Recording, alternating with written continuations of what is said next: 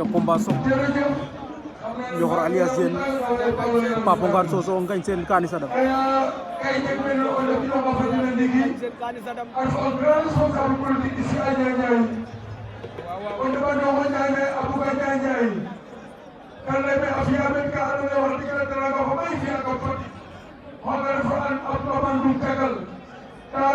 Papo Ngane Ñoxor alias Diène Ngagne Sene Kani Sadam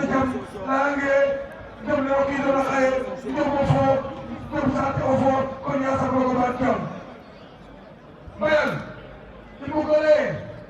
dari sektor pembelian kerandam. Oke, kena organisasi akhay. Tarif Ablajon, tarif Jamhur Dikso, Hotel Taru Asyikallo, Taru Kinmen Digi,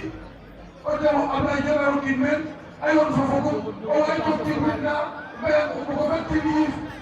soalnya ina bah, ya mungkin baho, tokadan ka Ablajon Taru huitième de finale. Il est aussi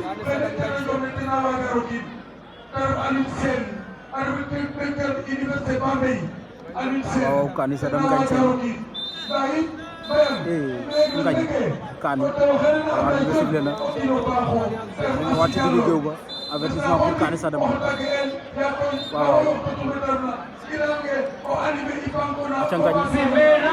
remplacé na ko mu ngi ca wet ga Ngagne Sene waaw Ngagne Sene daan na Kani Sadam Ngagne Sene daan na Kani Sadam waaw